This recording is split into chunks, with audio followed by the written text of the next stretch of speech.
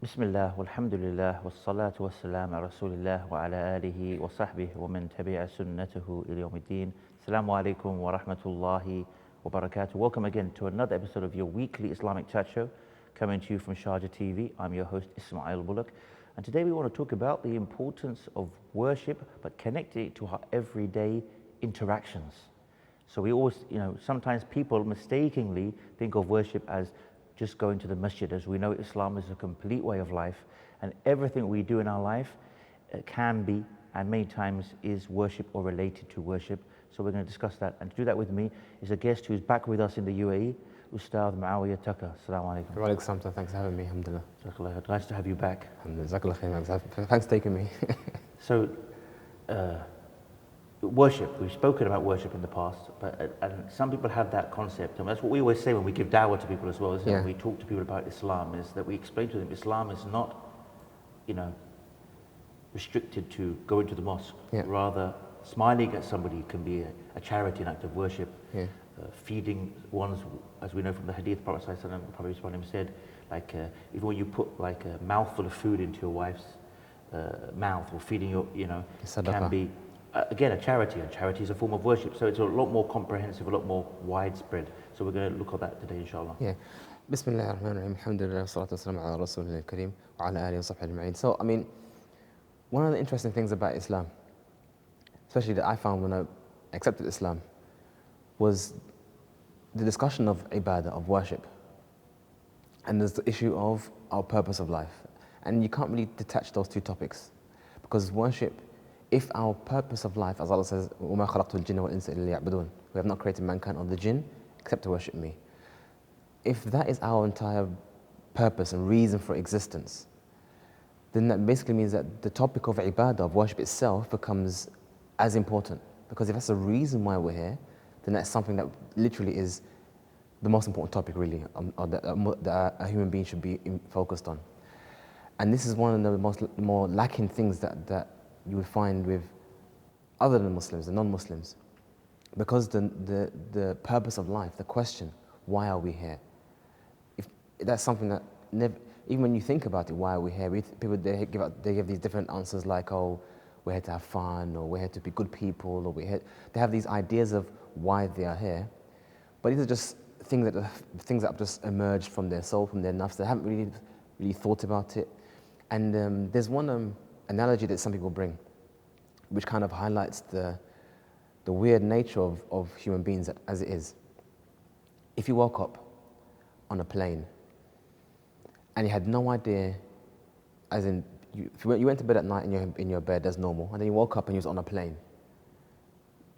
You didn't plan to be in a plane. You never boarded a plane, as far as you remember. You just went to bed in your normal bed, and you woke up on the plane. What would be your first question you'd ask? What am I doing here? I think you'd probably be very scared initially. You'd be scared initially, but the question is, once you've got beyond the issues, have I been kidnapped or not? Shock and awe. The question is, why am I here on this plane, and where am I going? That's usually the first question that comes to mind. But yet we find ourselves on this planet, and not even once people seem to wonder, okay, why am I here and where am I going? Some people think, I'm not here for any particular purpose, and I'm not going to any particular destination. And if that really is what people believe, if that is really what they believe, then the meaning of life is extremely depleted. That's probably why you find the rates of suicide amongst non-Muslims is always high. Even when Muslims are minorities in non-Muslim lands, you find that the proportion of suicide amongst the Muslims is always lower. And I suspect the reason for that is because we have been given that destination and we've been given that reason. It gives us focus and gives us understanding what we're doing. So that being the case, why are we here on planet Earth? What's our purpose? Our purpose is to worship Allah. But then the next question is, once you've understood that purpose, understood that reason, the next question is, okay, so what is this worship? If that is why I'm here, okay, how do I do it? And here is another, I guess you could say, misunderstanding. Like you mentioned in your introduction, people associate worship as specific actions, a'mal, specific actions that are, you could say, unique in action and in their saying. So we have the usual things like the dhikr, like the salah, like the hajj. How do we pray? Even amongst non-Muslims, they'll say, how do you pray? They'll kind of associate that with dua, they're asking Allah for their needs. But in Islam, for example, our salah begins with takbir and ends in taslim. It has a ruku, it has the prostration, it has the bowing, it has all that kind of stuff. These actions are very specific. And it's impossible to assume or associate that action with anything but worship. Same thing with hajj. You go to the miqat, you do the ihram, you wear particular clothing, you're forbidden from doing particular things, you make a journey to a particular place. So they're very specific, unique actions that you wouldn't do for any normal reason. You do it specifically for acts of worship. And you could do that, we said it with lots of things, with sujood and the rest of it. So those actions, there's no ambiguity in terms of it being worship. And not often when we speak about worship, these are the things that comes to mind. But as you know, if our whole purpose of life is to worship Allah, does that mean we do these particular actions all day long, all the time? Or do we worship Allah sometimes and we don't worship Allah other times? This is the question. And the reality is, ironically, is that we can actually worship Allah all the time without doing those commonly associated actions of worship all the time. And this is I would say the beauty of Islam. The beauty of Islam is that diversity. It's not that you just do the one thing all the time, all day. And this is actually interesting if you think about it. Sometimes people think, even if you even speak to some of the awam, some of the general people, and they ask them, describe to me an abid, a worshipper of Allah. This person who has dedicated his life to Islam. What is this person who's worshipping Allah all day long? What do you reckon they'll say? They'll say someone who's, I guess they will say what we also usually refer to as a monk-like person, in the sense exactly of that. He's secluded in the mosque from all the time. Yeah. Morning to evening, he's just continuing in the mosque, continue reading Quran, continue making dhikr, and that's it. Exactly, and that vision in the mind is not put there by, I won't say it's put there by others, I would say it's the result of thinking of worship as just this. So if someone wants to dedicate their life to the worship of Allah, then this is how you do it. You wake up, you do your fajr, then you do your duha, and then you do your qira'at al-Quran, and then you're fasting as well. And these are the things you associate of doing all day long. And when you finish that, you got no time for a wife, you got no time for a job, you got no time for any of these worldly affairs. You just worship. Something came to mind. I can't remember the exact wording of the hadith right now, but the meaning of which is the Prophet ﷺ, he actually mentioned that it may be that the person reaches the level of the person who fasts and the person who does qiyam through his good character. Yeah. So, he may be someone who doesn't necessarily regularly fast, the voluntary fast, or wake up, but because he has good manners and he's doing this to please Allah, he's doing this to behave like the Muslim should, following the way of the Prophet ﷺ and having good character, the Prophet ﷺ said he can reach the level of this person who is a frequent stander in prayer, voluntary prayer. And so this is a perfect example. Yeah. Going about your daily, behavior, having a good character, remembering this is the way the Prophet ﷺ taught us, this is the way Allah instructed us, being rewarded for that. Yeah. So if you go back to this first principles, you could say, what would you say is the meat of worship? The meat of worship, I would suggest, is down to ta'ah, obedience, obeying Allah in His commands, doing what Allah loves and is pleased with. Hence why Shaykh Islam mentioned it as a definition of ibadah, as every action and statement that Allah loves, whether it's apparent, open to the people, visual, or internal. So that which Allah loves, that you do, because Allah has ordered us to be good and to worship Him, this is a manifestation of ta'ah, of obedience to Allah. So this manifestation of ta'ah, of obedience to Allah, can take place in many ways. Like I said, the first type is the obvious one. وَأَقِيمُوا الصَّلَاةَ وَآتُوا الزَّكَاةَ. I establish the salah and give the zakah. Allah mentions many examples of these worships that we know of. But there are other avenues of worship. Some avenues of worship are direct, and some are indirect. You could say it's what's called wasa'il, or means to an end. But what I want to do is I want to try and give the people, I like to try and summarize things in small chunks. So if you were to summarize all that we're going to talk about today, it would be to answer the question of why. Why are you doing what you're doing? What's the purpose? If you focus one's attention on the why, literally almost anything you do can be a manifestation of worship if your intention of why is addressed. And this is what I wanted us to focus on and touch upon different aspects of our actions and see how we can direct the why to the actions. So for example, we have affairs of the mind. So let's just discuss, for example, the affairs of the mind, of the human intellect and the human intelligence and basically who you are, basically. If I was to say, who are you? You're not just the body, the jism. You're the mind. If you remove the mind, then you're dead, you're nothing. Yeah. So how could you worship Allah with your mind? Well, the first, I would say or I could say, let's bring it back to the question of the why. I want to please Allah. And one of the ways to please Allah is to allow the tools that I use to please Allah to be ready, to be available, to reach its maximum potential. And one of the ways to do that is to look after and maintain the mind.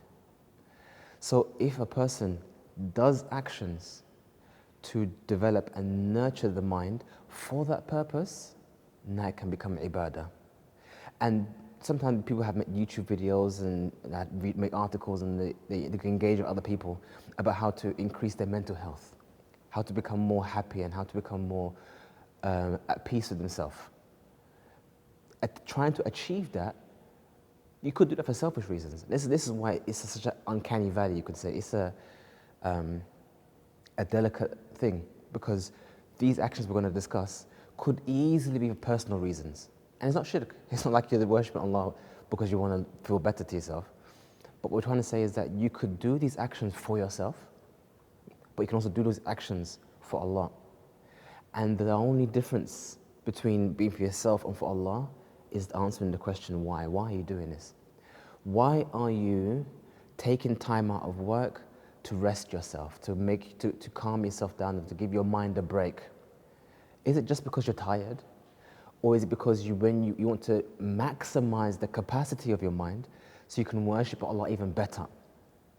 How did you make that decision? By answering the question why. Why am I taking a rest? It's like that. It's like, when you go to sleep early with the intention to recover so you can get up for Fajr. Exactly that. Then you're rewarded like you worship the whole night.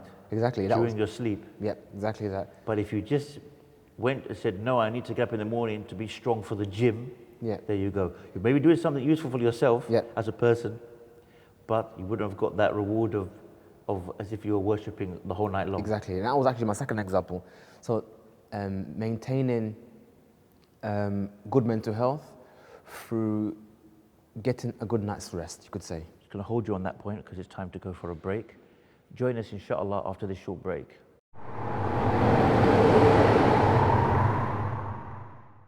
Assalamu alaikum and welcome back. Now, just before the break, we touched upon, you start to mention the why behind it. We touched upon, I think the last point we ended is like when a person goes to bed to sleep early. If he has intention, essentially, the main intention behind it is to sleep early so he can wake up for Fajr, then he's rewarded the whole night. Yeah. Whereas if he just made the intention to be strong for the gym, he might benefit himself by being ready for the gym, but he didn't get that reward the whole night long when he was sleeping. Exactly, yeah. So there's one example that kind of, I would say, captures this whole that discussion of the right. I would say, لِنَفْسِكَ عَلَيْكَ حَقٍّ. And this is hadith of Salman al-Farisi. So during the time of Messenger of Allah, some of the Muslims migrated from their lands, Mecca being most of the Sahaba, but also Salman al-Farisi who migrated from Persia to Medina. And the Messenger of Allah did something called mu'akha, and he made people or groups or pairs brothers in terms of responsibilities and whatnot. So one of the things that happened was that Salman al-Farisi was made a brother of Abu Darda. So one day he came to visit his brother Abu Darda, and he found he found his wife dressed shabbily. And he said, "Ma li araki mutabadhilatan? Why comes I'm seeing you dressing all shabbily?" And she said, "Akhuka Abu Darda, laysa lahu hajatun fi dunya." He has no haja, he has no needs in this dunya. What am I dressing up for? He has no needs in this dunya. So, okay, fair enough. Then Abu Darda prepared for him some food, and he said, "Yeah, have some food." And he said, "Come eat with me." I said, "No, I'm fasting." So he said to him, "No, break your fast and eat with me." And he persisted until he broke his fast and he ate with him. And later on in the night, he saw that Abu Darda got up to pray, the qiyam, and he said to him, "No, sleep." He forced him to go to sleep. He woke up again and said, "No, sleep." He forced him to go back to sleep again. And in the last part of the night, Salman al-Farisi woke up and said to Abu Darda, "Come, let's pray now." So Abu Darda was a bit vexed. I mean, I'm trying to worship Allah and do my thing, and this guy Telling me to sleep. he's telling me not to fast, he's forcing me to break my fast to sleep. So he went to Messenger of Allah to complain. Look what he's doing to me. And obviously Salman al-Farisi explained himself, and the Messenger of Allah said, and this is the point here, he said, "Inna li nafsika alayka haqq, wa li ahlika alayka haqq, fa'a'ti kulla dhi haqqin haqqahu." Verily for your family, that has their right, and for your own body, it has its right. So give everything its due right. So if you want to look at this situation, he wanted to worship Allah, but Salman al-Farisi was saying that your physical capacity to do so is limited. You literally, if you think about it, the way I like to mentally address or visualize myself, my body, my person, is like a car. If I gave you a car, I said to you, "Brother, here's a car, you can get around, do your shopping, do your thing, travel, and not go to work, come home. But this is the only car you're ever gonna have in your life." That's it. Once that car is done, it's done. Mm-hmm. If you frame it in that way, you're gonna look after that car the best you can. You're gonna change the oil every day. You're gonna make sure you don't overdrive it. You're gonna make sure you get the brake pads changed. You're gonna look after that car so you don't burn out the car too early. So you can travel more with that car, so you can do more with that car.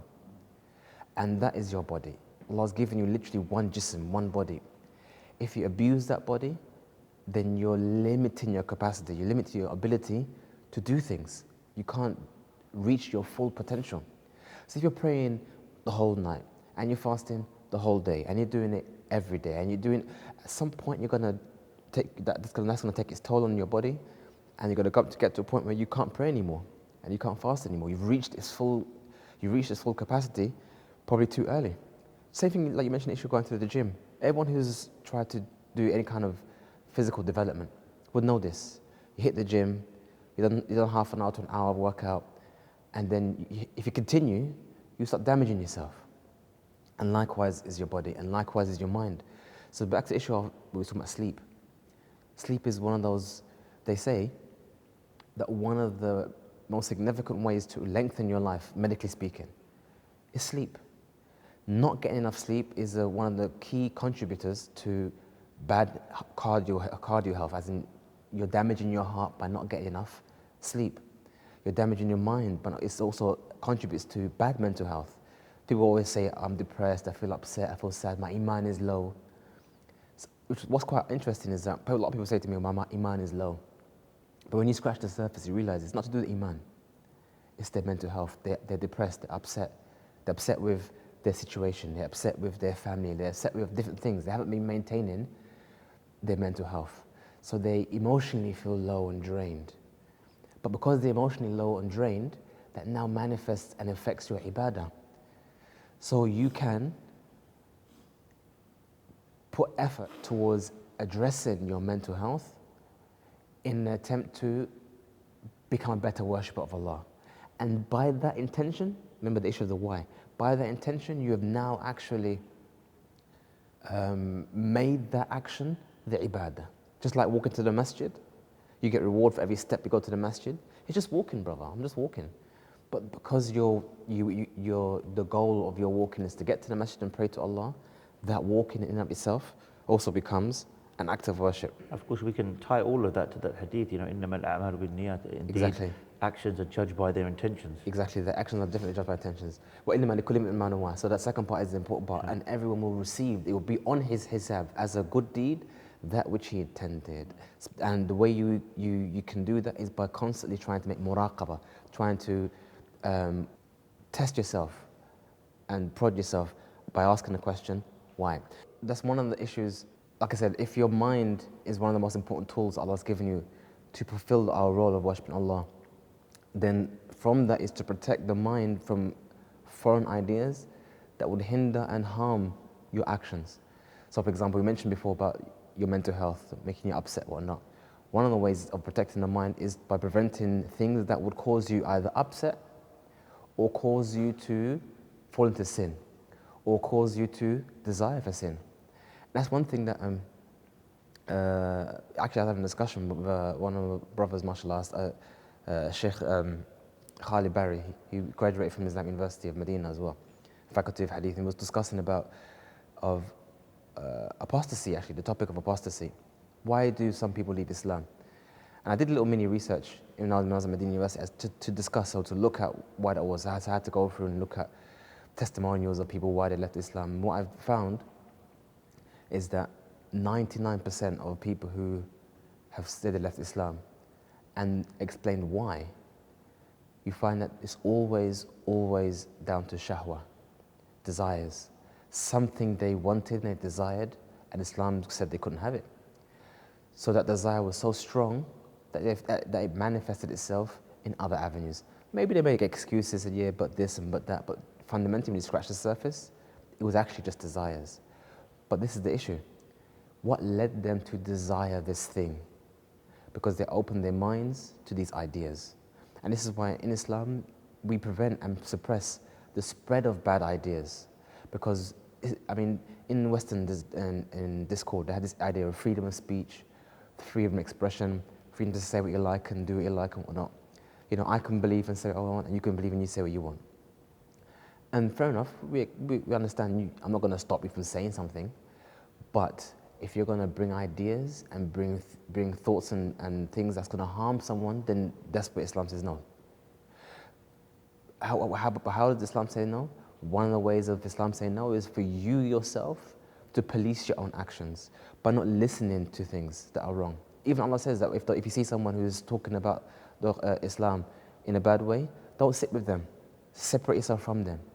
What's the benefit of Allah telling us that if someone's speaking bad, to separate yourself from them until they speak in hadith and ghayri, and they speak something else other than this thing. I don't expose your ears to their evil ideas and to their evil thoughts. Sometimes it's hard to do so. Sometimes maybe we're curious what they're saying. Maybe even shaitan will even deceive us, or you can sit there and refute them. Sometimes they bring that idea, but the reality is that in most cases, some things should be cut off. So for example, if someone wants to make a joke of it, that's why Islam doesn't entertain any kind of mockery or jokes about Islam or about Prophet Muhammad sallallahu alaihi wasallam or about Allah azza wa jal. These kind of speech, no, we don't even want to hear it. We should be of the emotional state and the state of iman that even the prospect of hearing such a thing, I don't want to go near that. I'm never going to go to that place. So if you hear of, for example, a gathering where we know there's a particular person that is always making jokes, and his jokes always happen to be about Islam, and you know that so-and-so has invited him to come, I say, I'm not going to go. Why are you not going to go? I don't want to be exposed to his evil speech. I don't want to be exposed to his evil ideas. And this is from the aspect of protecting your mind from these evil ideas and evil thoughts. And again, answering the question why. Why did you say no? Why are you placing a barrier between your mind and the evil out there? Because I want to make sure that this mind has reached its full capacity and potential in worshipping Allah and doing that which is best for Allah's worship. You know, mentioning that reminds me of the hadith of the Prophet said, like, مثل الجليس الصالح, you know, like the likeness of a good companion, the one you sit with, is like the one who sells musk. Either you're going to buy from him perfume or you're going to leave smelling good. And then you get the example of the Jalis sitting with the bad or the evil person. Either, you know, he's like a blacksmith. Either you're going to get burnt from the sparks, or at least you're going to leave with that kind of leftover burnt smell, which no one likes, like when you've been to like a, I don't know, like a barbecue or something. Yeah, exactly that. And that's one of the this is an example of the Messenger of Allah sallallahu alaihi wasallam speaking to us, addressing us in line with our natural state, our natural disposition, human beings. We naturally emulate, we naturally assimilate, we naturally conform to what's around us. So if what's around us is good, we conform to good and we do good. Hence why we have the issue of hijrah, migrating to the lands, away from the lands of evil to lands of good, or the location of evil to the location of good, because the environment would affect us. So likewise, if you have a companion who is given an atmosphere of evil, human beings, even if you do not want to consciously do something, subconsciously, it's becoming at least normalized. It's being reduced from something I'm not liking to something that's just, oh, it's okay, or something that's just, okay, now I like it, and then eventually, now I want it. And this is how things grow and how things develop. It doesn't just start off, you're born and you want evil. No, you get to evil shay'an for shay'an. But I want to go to another issue, is talking about the affairs of the tongue. So we mentioned how we can worship Allah with affairs that relate to the mind. Also, we can have worship Allah with affairs related to the tongue. I'm going to hold you on that point, because we'll start that point inshallah after this short break. Join us after the short break.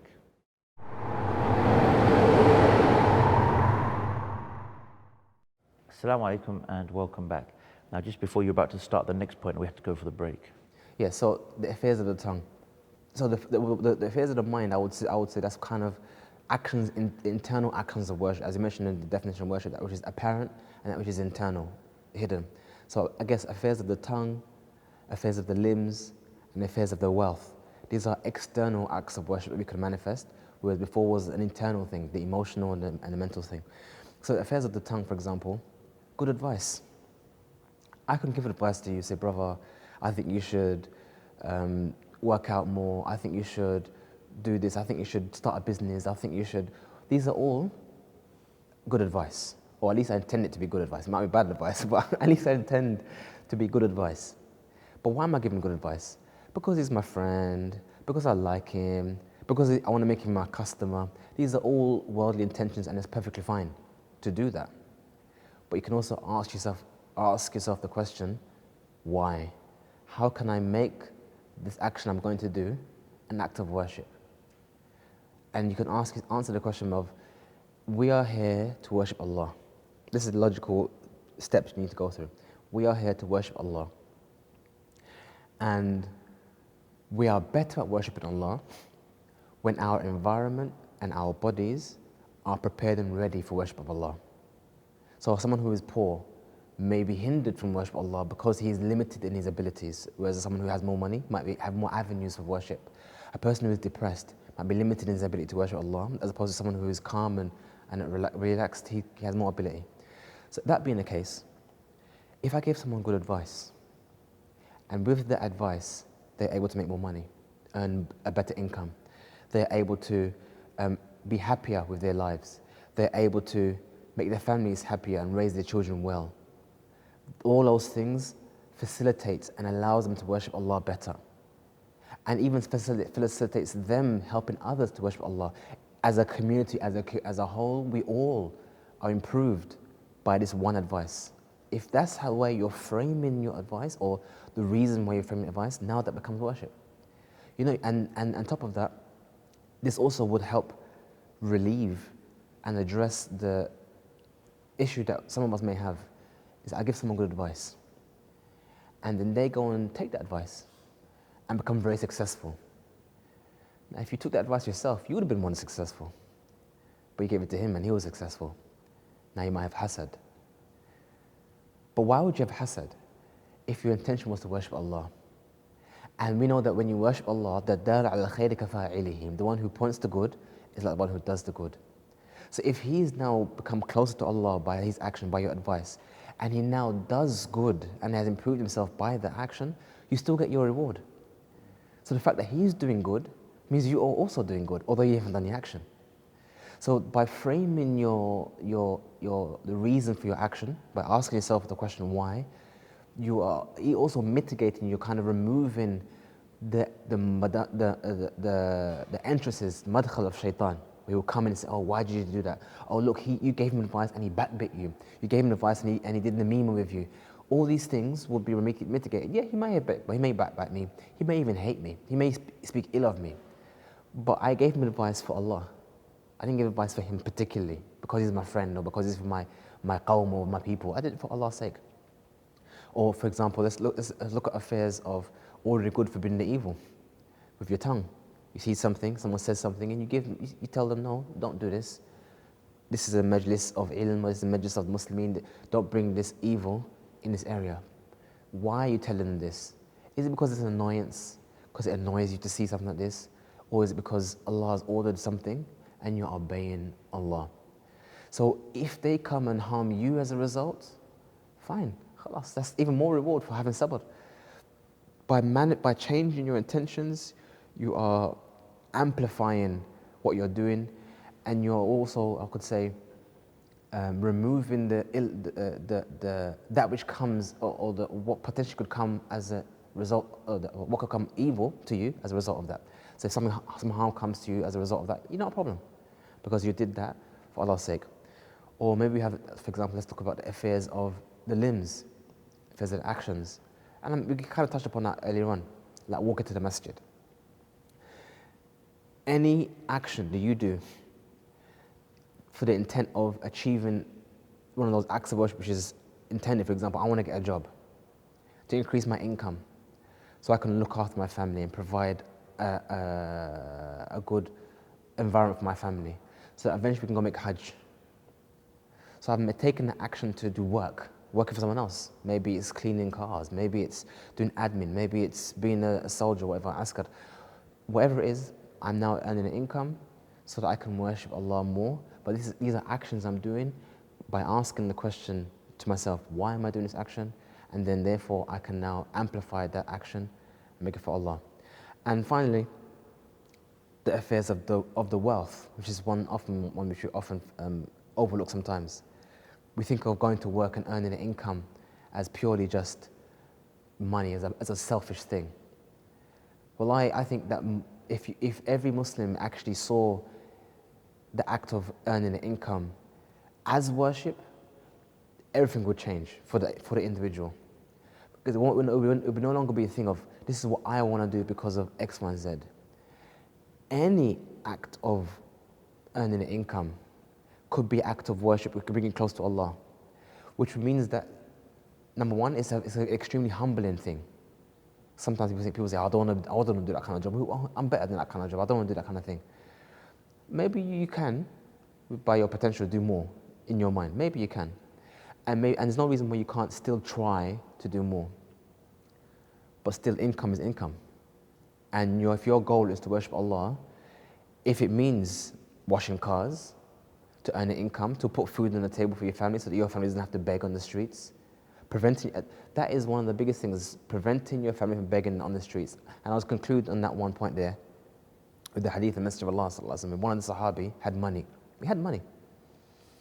And he said, Ya Rasulullah, I want to give all of it fi sabilillah. He was dying. I want to give all of it fi sabilillah. And the Messenger said, no, don't do that. He said, Ash-shatri ya Rasulullah, how about half?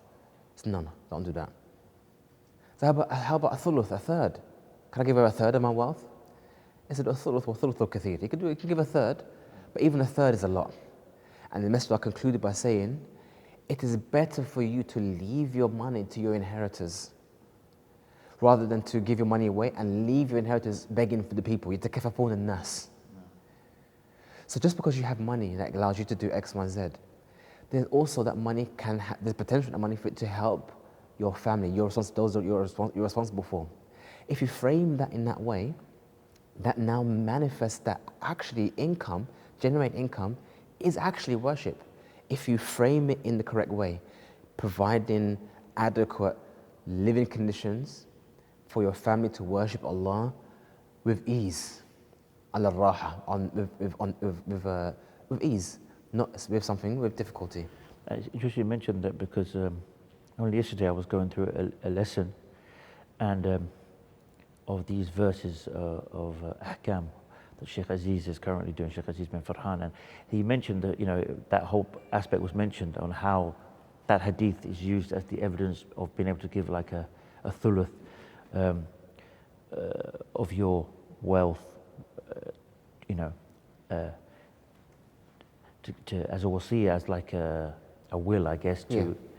But then he also mentioned, but if the family or if your money that you're leaving is not a lot, Yeah. and it's not a lot that you're leaving behind, then even then the scholars say you shouldn't do that. You shouldn't give any away to anyone else because you're not leaving a lot of money behind anyway. Yeah. Yeah. So the more you leave for your family, the better. Basically, you shouldn't, Yeah. The thing is, it's better to leave more for your family. But again, why? This I want to bring back to that question. Why? Let's answer the question why. If my primary responsibility as a Muslim is myself, I need to make sure that I am getting to Jannah because I'm not going to answer for anyone else. I'm going to answer for myself. So I need to do primarily that which is good for me and my deen. Then who next? My immediate family. They are my next responsibility, primary responsibility after my own self. Now, some person in a far-off land, yeah, he's part of the ummah, I need to help him out as well, but he's not my priority. My priority is my family.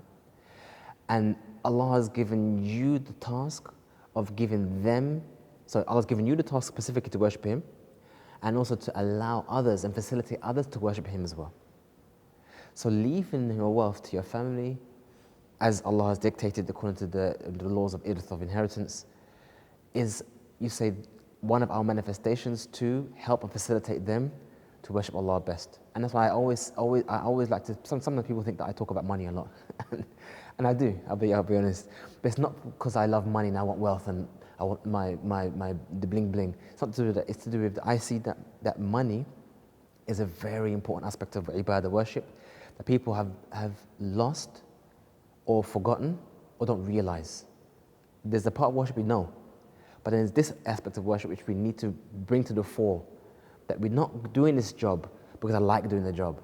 I'm doing this job because I want to facilitate the worship of Allah, and this allows me, the ummah, my family, to do so. And anyone who thinks that I'm better off about money, or sometimes people have this negative stigma about wealth. Oh, brother, there's too much dunya. So no. The dunya is like anything. It's like the phones we have. It's just a tool. Money is a tool. It's a means, and it's a means to achieve something else. Just like the sword is an ally, is a tool for harb, of war, and the pen is a means of the education, and our phones are a means of communication. Our wealth, I believe, is a very important means of worship. So I think that's one thing to draw. And I think one place, good place to stop here is, I would say, to bring it down to the hadith of Jibreel, when you mention the issue of ihsan, to worship Allah as though you see Him, even though you don't see Him, you know He sees you. This is, I would say, one of the ways in which you can do so. If you can turn all your acts, both internally and externally, into acts of worship, I would say that's a manifestation and an element of ihsan, to the point where you're worshiping Allah in almost everything you do and everything you are. You've become an abid. You've become that word, an abid, a person who is in the worship of Allah. I guess we've got about 2 or 3 minutes left. Maybe we can finally end on a bit of advice, I guess, on how people should interact with other people and how this can also be ibadah, on their daily interactions with people, whether Muslim, non-Muslim. Yeah, so interaction of people is another important point. I actually had it written down to discuss it, but I thought because of time I can't skip it, but you brought it back in. Like a 2-minute summary. A 2-minute summary. So the issue of mu'amala, I would say this will be, I guess, a manifestation of helping others in so many ways. Number one, it's a demonstration of the beauty of Islam, the mahasin of Islam. So especially when it comes to the way Muslims interact with non-Muslims. That's why I always tell people, especially in the UK, make sure that whatever you're doing, even if you're driving, you've at least got a kufi on. Why? So that when you do good deeds, and people see you doing good deeds, righteousness, they understand this is because you're Muslim. you've turned your mu'amala, your interaction with other people, into actual ibadah, actually da'wah.